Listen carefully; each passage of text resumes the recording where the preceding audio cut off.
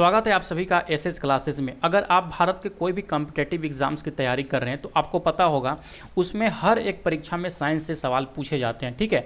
और उसमें से भी जो मैक्सिमम जो साइंस से सवाल रहते हैं वो एनसीईआरटी से सवाल यहाँ पे रहते हैं। तो उसी को देखते हुए यहाँ पे मैं एनसीईआरटी की एक सीरीज स्टार्ट कर रहा हूँ। उसमें अगर कि हम देखिएगा ना, वो भी एनसीईआरटी में जो सवाल पूछा जाता है खास करके 9th और 10th से भर भर के सवाल पूछे जाते हैं, ठीक है। तो मैं क्लास 9th और क्लास 10 तक, ऐसे तो मैं जो पढ़ाऊंगा आप लोगों को क्लास 6 से लेकर क्लास 10 तक का टोटल सब्जेक्ट, साथ ही साथ 11 12 भी पढ़ाऊंगा। लेकिन जो हम स्टार्ट कर रहे हैं पहले यहाँ पे 9th और 10th से स्टार्ट कर रहे हैं, क्योंकि बिहार में जो शिक्षक भर्ती होती है या कोई भी जो कॉम्पिटेटिव एग्जाम्स होते हैं, जो मैक्सिमम सवाल यहाँ पे देखने को मिलते हैं वो 9th और 10th से देखने को मिलते हैं। 6 7 8 से भी सवाल देखने को मिलते हैं, लेकिन बहुत कम में सवाल रहता है। जो मैक्सिमम सवाल रहता है 9th और 10th से सवाल रहता है। तो इसी को देखते हुए जो है आप लोग का मैं एनसीईआरटी यहाँ पे सीरीज स्टार्ट करने वाला हूँ, ठीक है। ये एनसीईआरटी का सीरीज अगर कि आप सारे सब्जेक्ट को कंप्लीट कर लेते हैं ना, तो भारत का कोई भी एग्जाम्स में जाइएगा ना, आपके लिए ये बहुत ही बेनिफिशियल है। तो हम ये जो स्टार्ट करने वाले हैं, ये अभी हम आपको साइंस का स्टार्ट होने वाला है, ठीक है। तो साइंस में जैसे ही आपका फीडबैक रहता है मैं सारा सब्जेक्ट को यहाँ पे कंप्लीट करा दूंगा। हमारा पढ़ाने का तरीका थोड़ा सा अलग है। जैसे कि आप बुक्स देख पा रहे होंगे, ये बुक्स में सारा कुछ यहाँ पे मैटर लिखा हुआ है और इसी मैटर से मैं अपना नोट्स यहाँ पे प्रिपेयर कर रखा हूँ, जैसे कि यहाँ पे देख सकते हैं, ठीक है। इस नोट्स में भी जो आपका वहाँ पे कंटेंट दिया गया बुक्स में, उसी को शॉर्ट फॉर्म में यानी कि शॉर्ट नोट्स में इसको हम रेडी कर लिए। जैसे कि देख सकते हैं ये क्लास 9 का होगा। इसमें टोटल नंबर ऑफ चैप्टर्स अगर के आप देख पा रहे होंगे, टोटल यहाँ पे 12 चैप्टर्स यहाँ पे आपको नजर आ रहे होंगे, ठीक है। तो एक एक करके इसमें जो भी चीज़ें दिए गए हैं हम पढ़ेंगे। जो सबसे पहला चैप्टर यहाँ पे क्लास 9 में दिया गया है, हमारे आसपास के पदार्थ दिया गया है, ठीक है।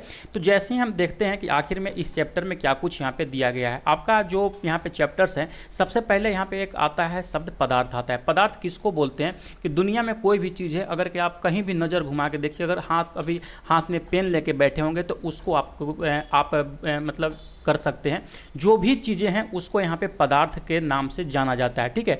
प्राचीन काल में क्या था ना, पदार्थ को लोग पंचतत्व के नाम से जानते थे। पंचतत्व मतलब क्या कि वायु, पृथ्वी, अग्नि, जल और आकाश। मतलब पंचतत्व मतलब कि दुनिया के कोई भी ऐसा चीज़ नहीं है जो इसके बिना बना हो। सब कुछ जो चीज़ बना हुआ है यही 5 चीज़ों से मिलकर बना हुआ है। इसी को यहाँ पे पंचतत्व के नाम से बताया गया है। अगर कि यहाँ पे देखिएगा यही चीज़ आपका एनसीईआरटी में बिल्कुल ही बेहतरीन तरीका से लिखा गया है, ठीक है। उसके बाद कुछ समय बाद जैसे ही और विकास होते गया, तो आधुनिक वैज्ञानिकों ने पदार्थ के भौतिक गुणधर्म और रासायनिक गुणधर्म के आधार पर यहाँ पे वर्गीकृत स्टार्ट कर दिया। तो देख लेते हैं कि पदार्थ का जो यहाँ पे फिजिकल उसका बनावट होता है, स्वरूप होता है, उसमें कौन कौन से चीज आते हैं, ठीक है। तो जो पदार्थ का भौतिक स्वरूप होते हैं ना, ये पदार्थ कणों से मिलकर बने होते हैं। एक ही पदार्थ में एक कण नहीं होते हैं, इसमें सैकड़ों हजारों करोड़ों कण हो सकते हैं, ठीक है।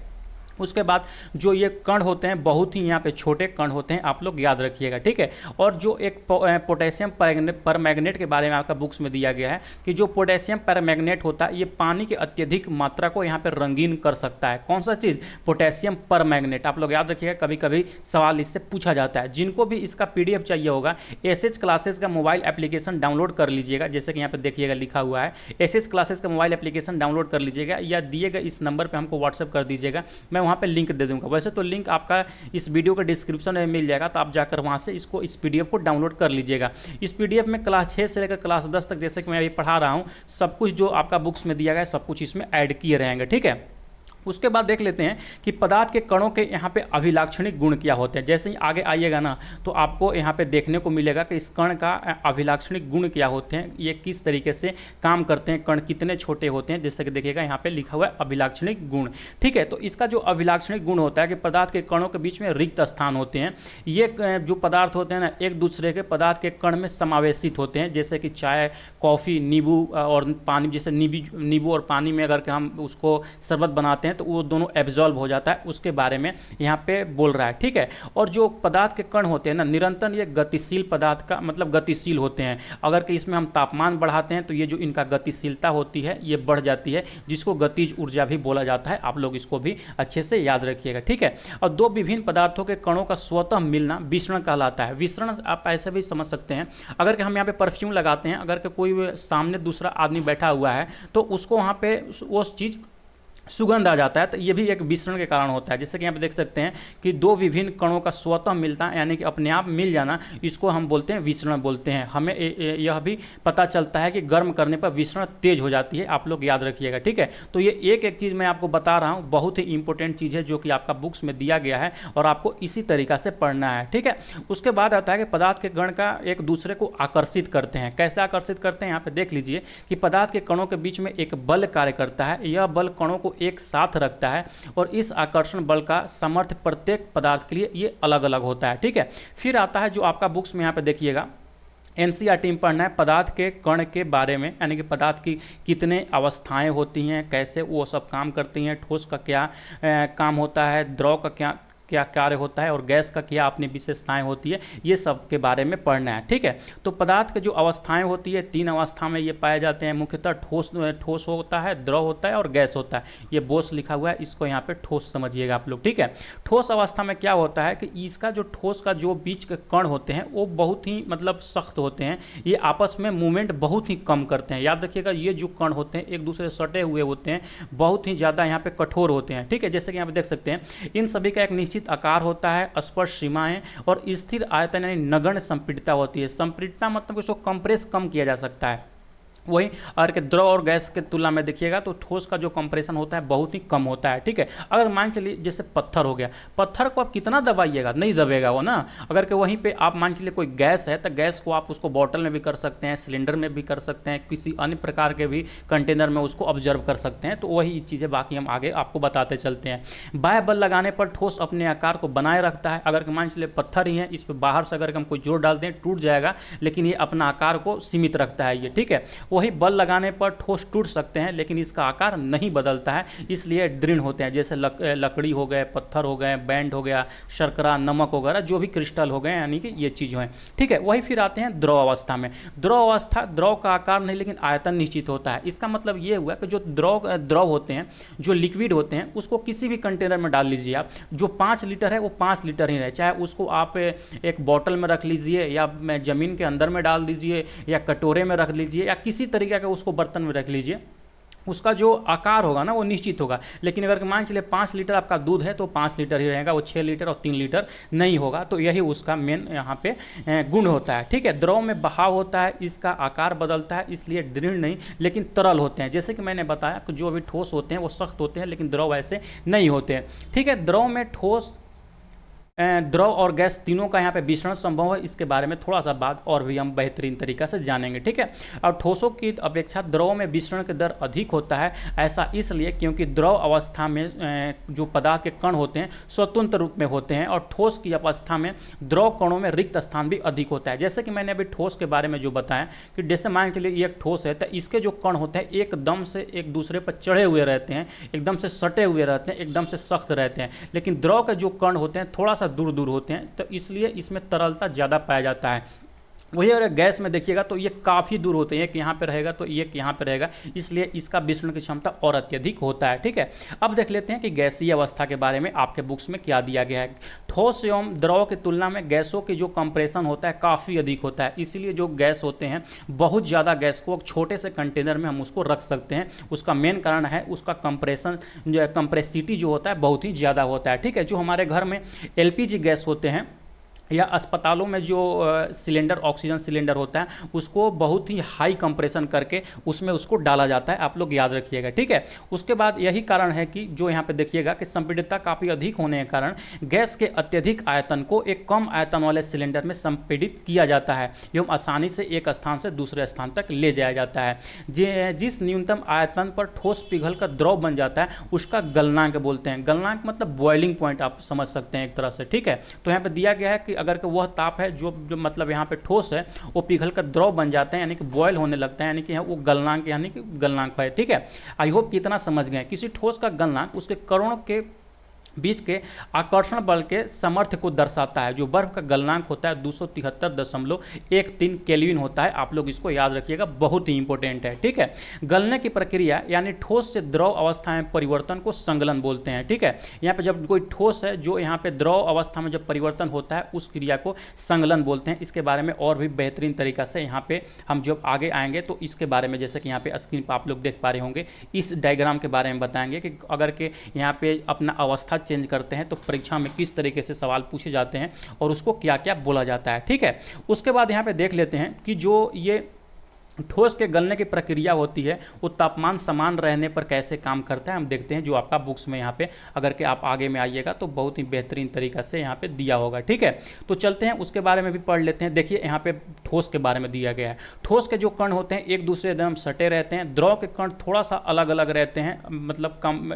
अपेक्षा टू आपका ठोस में, लेकिन वही अगर गैस में देखिएगा बहुत ही ये दूर दूर पे रहते हैं। तो आपको ये सब चीज़ें पता होना चाहिए। ठीक है, उसके बाद ताप के परिवर्तन में क्या प्रभाव होता है मैं आपको बताते चलता हूं। यहां पे जैसे ही अगला पॉइंट आते हैं कि जो वायुमंडलीय दाब पर 1 केजी ठोस को उसके गलनांक पर द्रव में बदलने के लिए जितनी ऊष्मीय ऊर्जा की आवश्यकता होती है उसे संगलन की प्रसुप्त ऊष्मा कहते हैं। ठीक है, अर्थात 0 डिग्री जिसको हम 273 केल्विन पर जल के कणों की ऊर्जा उसी तापमान पर बर्फ के कणों के ऊर्जा से अधिक होती है। आप लोग इसको याद रखिएगा, जो कि आपके बुक्स में डिट्टो सेम लाइन दिया गया है। अब देखते हैं यहाँ पे क्वथनांक के बारे में। क्वथनांक यानी कि क्वथनांक है यहाँ पे। ठीक है, यहाँ पे देखिएगा दिया गया है कि वायुमंडलीय दाब पर वह तापमान जिस पर द्रव उबलने लगता है उसे इसका क्वथनांक कहते हैं। ठीक है, यानी कि जब वहाँ पे जो द्रव है उसको हम बॉइलिंग पॉइंट इसको बोल सकते हैं। ठीक है, क्या बोलेंगे? बॉइलिंग पॉइंट, यानी कि उबलना यहाँ पे स्टार्ट कर देता है। ठीक है, तो जब उबलना स्टार्ट कर देता है उसको क्वथनांक बोलते हैं। और जो जल के लिए जो ये क्वथनांक होता है, बॉइलिंग पॉइंट होता है 100 डिग्री सी होता है, या अगर कि हम केल्विन में करते हैं तो 373 केल्विन होता है। आप लोग इसको याद रखिएगा। यहाँ पे जैसे कि देख सकते हैं जल के लिए यह तापमान 373 डिग्री केल्विन होता है। ठीक है, क्वथनांक समशिष्टि गुण है। द्रव के सभी कणों को इतनी ऊर्जा मिल जाती है कि वे वाष्प में बदल जाते हैं, यानी कि वो वाष्प में बदलने लग जाते हैं, इसको हम बोलते हैं। ठीक है, आई होप कि इतना समझ गए। अब आते हैं यहाँ पे ठोस अवस्था में। ठोस से जब यहाँ पे ऊष्मा प्रवाहित होती है तो द्रव अवस्था में जाती है, फिर जो ऊष्मा प्रवाहित होती है यहाँ पे गैसीय अवस्था में होती है, और फिर शीतलता के कारण ये द्रव अवस्था में भी आ सकता है, और फिर शीतलता के कारण ये ठोस अवस्था में भी आ सकता है। आप लोग इसको भी याद रखिएगा। ठीक है, अब अगला पॉइंट की तरफ आते हैं। अगला जैसे ही पॉइंट आइएगा आपके बुक्स में जो दिया गया है कि द्रव अवस्थाएं परिवर्तित हुए बिना ठोस अवस्था में सीधे गैस में बदलने की प्रक्रिया को ऊर्ध्वपातन कहते हैं, और गैस से सीधे ठोस में बदलने की प्रक्रिया को निक्षेपण कहते हैं। इसको समझने के लिए आप ये डायग्राम को देखिए। अगर कोई ठोस बिना द्रव में बदले सीधे वो गैस में यहाँ पे बदल जाता है तो उसको ऊर्ध्वपातन विधि के द्वारा ये होता है। इसका 2 उदाहरण बहुत ही बेहतरीन पूछा जाता है। एक फिटकिरी का पूछा जाता है, एक नेफ्थलीन का पूछा जाता है। और नेफ्थलीन, अब यही दोनों खाली है ना, यही दोनों जो मतलब उदाहरण है आपसे पूछा जाता है कॉम्पिटिटिव एग्जामों में, तो याद रखिएगा फिटकिरी और नेफ्थलीन जो है ये ऊर्ध्वपातन का बहुत ही बेहतरीन उदाहरण है। और फिर से जब ये कोई भी चीज़ जो गैस से सीधे ठोस में बदलती हैं उसको निक्षेपण बोलते हैं। कोई भी पदार्थ अगर के ठोस से द्रव में बदलता है तो उसको संगलन बोलते हैं, और द्रव से अगर के ठोस में बदलता है उसको जमना बोलते हैं। जैसे जल है, जल को फ्रीज में रख देते हैं, वो बर्फ़ बन जाता है, यानी ठोस बन जाता है, तो वो जम जाता है, फ्रीज हो जाता है वहाँ पर। ठीक है, और फिर अगर कोई द्रव जो गैस में यानी भाप उड़ने लगता है, जैसे पानी को बॉयल करते हैं भाप निकलने लगता है, तो वो वाष्पीकरण के कारण होता है, और फिर उसको ठंडा कर देते हैं तो फिर वो द्रव में बदल जाता है, तो उसको संघनन बोलते हैं। ये तीनों जो रूपांतरण है आप लोग याद रखिएगा, सवाल इससे पूछा जाता है। जब मैं एमसीक्यू कराऊंगा तो मैं इस पर भी भर भर के सवाल आपको दूंगा। ठीक है, और फिर वहाँ पे जो अगला जो टॉपिक आपको पढ़ना है, गैसों में दाब परिवर्तन का प्रभाव, क्या प्रभाव पड़ता है मैं आपको बताते चलता हूँ। जो उच्च दाब पर संग्रहित किया जाता है। ठीक है, और जब वायुमंडलीय दाब का माप 1 एटमॉस्फेयर हो तो कार्बन डाइऑक्साइड, यहाँ पे लिख लीजिए, कार्बन डाइऑक्साइड द्रव अवस्था में आए बिना सीधे गैस अवस्था में बदल जाता है। ठीक है, कौची कार्बन डाइऑक्साइड का जो वायुमंडलीय दाब का प्रेशर है 1 एटमॉस्फेयर पे, ये अपना द्रव अवस्था में आए बिना ही यहाँ पे ये गैसीय अवस्था में बदल जाता है। ठीक है, तो इसीलिए इसको ड्राई आइस भी बोलते हैं, यानी कि शुष्क बर्फ बोलते हैं। सवाल आपसे पूछा जाता है कि शुष्क शुष्क बर्फ किसको बोलते हैं, तो ठोस कार्बन डाइऑक्साइड। जैसे कि यहाँ पे देखिएगा बहुत ही बेहतरीन तरीके से लिखा गया है, आप लोग इसको याद रखिएगा, ठीक है। पदार्थ की अवस्थाएं यानी ठोस, द्रव और गैस दाब और तापमान के द्वारा यहाँ पे तय होता है। उसमें दाब कितना देते हैं, प्रेशर कितना लगाते हैं, टेम्परेचर पे कितना रखते हैं, तो यही जो चारों यहाँ पे रूपांतरण बताएं ये सब पे वो काम चलेगा, ठीक है। अब एटमॉस्फेयर क्या होता है, ये जो होता है वो गैसीय दाब का मात्रक होता है, ठीक है। इसका जो एसआई मात्रक है वो पास्कल होता है दाब का, याद रखिएगा। और 1 एटीएम यानी कि 1 एटमॉस्फेयर बराबर जो होता है 1.01 × 10⁵ पास्कल होता है। वायुमंडलीय दाब जो होता है वायुमंडलीय दाब कहलाता है, ठीक है। यहाँ पे थोड़ा सा कुछ इरर्स हैं, ठीक है। उसके बाद देखिएगा आगे में कि समुद्र की सतह पर वायुमंडलीय दाब एक एटमॉस्फेयर होता है और इसे सामान्य दाब कहा जाता है, आप लोग याद रखिएगा। क्वथनांक के कम तापमान पर द्रव के वाष्प में परिवर्तन होने की इस प्रक्रिया को वाष्पीकरण बोला जाता है, जैसे कि मैंने ऊपर में सब कुछ बताया। अब ठीक है, अब देख लेते हैं कि वाष्पीकरण जो है, वाष्पीकरण किस किस के मतलब सिनेरियो पर वहाँ पे डिपेंड करता है, कैसा अगर के कौन सा सिनेरियो रहेगा तो वाष्पीकरण कैसा होगा। वाष्पीकरण जो सबसे पहले यहाँ पे जो डिपेंड करता है वो सतह क्षेत्र के बढ़ने पर। जैसे कि पता होगा जब आप कपड़ा सुखाते हैं तो उसको फैला देते हैं, यानी कि जो उसका सतह का क्षेत्रफल है उसको बड़ा कर देते हैं, जिसके कारण से उसमें जो भी नमी है वो उड़ जाता है। यानी कि वो जो निर्भर करेगा सतह के क्षेत्र के बढ़ने पर निर्भर करेगा, तापमान के वृद्धि पर निर्भर करेगा, आर्द्रता के कमी पर निर्भर करेगा और वायु किस स्पीड से चल रहा है उसके ऊपर ये निर्भर करता है, ठीक है। उसके बाद हम शीतलता के बारे में पढ़ते हैं। आखिर में शीतलता है क्या, जो आपके बुक्स में कभी कभी शीतलता से ना आपका उदाहरण मतलब पूछ जाता है, ये किसका उदाहरण है, ये कैसे होता है, तो देख लीजिएगा। खुले हुए बर्तन में रखे द्रव में निरंतर जो वाष्पीकरण होते रहता है। अगर कोई टब है, अगर उसमें पानी है तो उसमें कुछ ना कुछ पानी ऊपर उड़ते रहता है, उसको वाष्पीकरण कहते हैं। वाष्पीकरण के जो दौरान होता है कम हुई जो ऊर्जा होता है उसे पुनः प्राप्त करने के लिए द्रव के कण अपने आसपास से ऊर्जा अवशोषित कर लेते हैं। इस तरह आसपास के ऊर्जा के अवशोषित होने के कारण शीतलता होती है, यानी कि ठंडक उत्पन्न होती है, ठीक है। अब यहाँ पे एसीटोन के बारे में सवाल पूछा जाता है। जो एसीटोन होता है, जो नाखून में लड़कियाँ पॉलिश नेल पॉलिश लगाती है ना, उसको हटाने के लिए एक लिक्विड का प्रयोग किया जाता है जिसको एसीटोन बोलते हैं। एसीटोन को जब हथेली पर रखिएगा ना तो वो बहुत ही ठंडा वहाँ पर महसूस होगा। तो सेम चीज़ वही फॉलो होता है शीतलता का, क्योंकि जो वहाँ का उसका वाष्पीकरण होगा, वहाँ से वाष्पीकरण होते रहता है। जो वहाँ से जगह खाली होता है, दूसरा पदार्थ उस जगह को लेने के लिए मतलब वहाँ पे अपना सरकमस्टेंस वहाँ पे क्रिएट करता है, तो वहाँ पे ठंडक महसूस होती है। जैसे कि यहाँ पे देख सकते हैं कि हथेली पर वहाँ पे शीतलता महसूस होती है। तो ये सब जो होता है वाष्पीकरण के कारण होता है, इसी के कारण वहाँ पे शीतलता लगती है। या तो फिर आप लोग गांव देहात में देखते होंगे कि जब तेज धूप होता है तो गर्म दिन वाले लोगों पर छत पर या खुले स्थान पर जल का छिड़काव करते हैं। उसका भी कारण यही है, ठीक है, क्योंकि जल में वाष्पीकरण की गुप्त ऊष्मा गर्म सतह को शीतल बनाती है, आप लोगों को पता होगा, इसी कारण ये सब चीज़ किया जाता है, ठीक है। और फिर यहाँ पे आता है कि गर्मियों में हमें सूती वस्त्र क्यों नहीं पहनना चाहिए। सेम चीज़ सब कुछ वाष्पीकरण के ऊपर में डिपेंड करता है। जैसे कि यहाँ पे देख लीजिएगा कि शारीरिक प्रक्रिया के कारण गर्मियों में हमें ज़्यादा पसीना आता है, जिससे हमें शीतलता मिलती है। जैसा वाष्पीकरण के दौरान द्रव के सतह के कण हमारे शरीर या आसपास से ऊर्जा प्राप्त करके वाष्प में बदल जाते हैं और हमको थोड़ा थोड़ा ठंडक महसूस होने लगती है, ठीक है। उसके बाद वाष्पीकरण की प्रसुप्त ऊष्मा के बराबर ऊष्मीय ऊर्जा हमारे शरीर में अवशोषित हो जाती है, जिसके कारण शरीर में हमको शीतल हो जाता है शरीर। चूंकि सूती वस्त्रों में जल का अवशोषण अधिक होता है, इसीलिए हमारा पसीना इससे अवशोषित होकर वायुमंडल में आसानी से यहाँ पे वाष्पीकृत हो जाता है। बहुत ही बेहतरीन सवाल है, आपसे सवाल यही पूछा जाएगा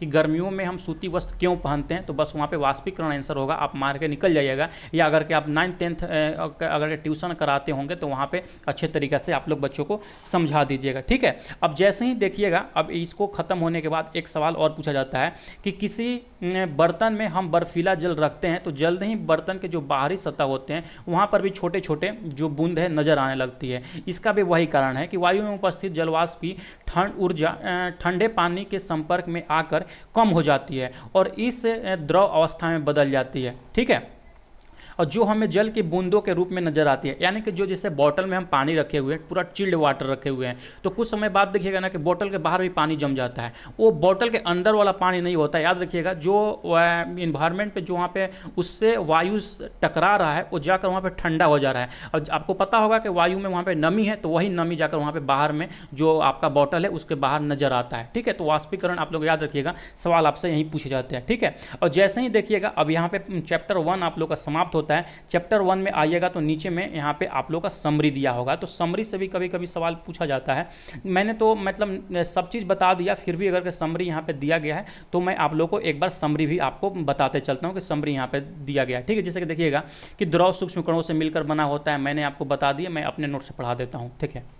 देखिए यहाँ पे जो द्रव है वह सूक्ष्म कणों से मिलकर बना होता है। हमारे आसपास के द्रव अवस्था में जो विद्यमान होते हैं वो ठोस, द्रव और गैस अवस्था में होती हैं। ठोस के कणों में आकर्षण बल सबसे अधिक होता है, जबकि गैस के में कणों में सबसे कम, और द्रव में भी इन दोनों के मतलब बीच में रहता है, ठीक है। उसके बाद यहाँ पे बहुत ही बेहतरीन तरीका से लिखा हुआ है कि ठोसों के लिए उनके कणों की अवस्था अत्यधिक क्रमिक होती है। द्रव में कणों की परतें एक दूसरे पर से फिसल सकती है। गैसों में कोई क्रम नहीं होता है, इनके कण अनियमित रूप से विचरण करते हैं, यानी कि जो गैस होते हैं उनके कण बहुत ही दूर दूर रहते हैं, तो इसमें कोई प्रॉब्लम्स नहीं होते हैं, ठीक है। आई होप कि ये वीडियो आप लोगों को पसंद आया होगा। जो भी चीज़ें था मैंने आपको बता दिए, ये सब जो चीज़ें हैं जो आपका यहाँ पे समरी में दिया गया था, मैंने आपको ये सब ऑलरेडी पढ़ा दी हैं, ठीक है। जैसे कि अब एक चीज़ यहाँ पर दिया गया है, कुछ यहाँ पर दिया गया है राशि और उसका मात्रक। जो तापमान का मात्रक होता है, एसआई मात्रक, वो यहाँ पे याद है केल्विन, लंबाई का मीटर, सनहत्ती का किलोग्राम यानी कि उसको वेट जिसमें नापते हैं, भार का जो होता है न्यूटन, आयतन का घन मीटर यानी कि एमक्यू में होता है, घनत्व का यहाँ पे केजी प्रति एमक्यू में होता है, और दाब का जो एसआई मात्रक होता है यानी कि मात्रक जो होता है पास्कल, उसको पीए से लिखते हैं, ठीक है। आई होप कि ये वीडियो पसंद आया होगा। चैप्टर 1 में जो भी चीज़ें था इंपॉर्टेंट चीज़ें मैंने आपको बता दी हैं। तो जिनको भी इसका नोट्स चाहिए होगा, हमारे एसएच क्लासेस का मोबाइल एप्लीकेशन आप लोगों का इस वीडियो के डिस्क्रिप्शन में होगा, जाकर वहाँ से डाउनलोड कर लीजिए, या हमको ये दिए गए नंबर पर व्हाट्सएप कीजिएगा, मैं यहाँ पे आपको जानकारी दे दूँगा। कैसा लगा वीडियो, ये कैसा लगा क्लास, आप लोग जरूर से जरूर बताइएगा। चलिए मिलते हैं नेक्स्ट क्लास में, मैं इसका नेक्स्ट क्लास बहुत ही जल्द आप लोग को लेकर आऊँगा। Bye bye.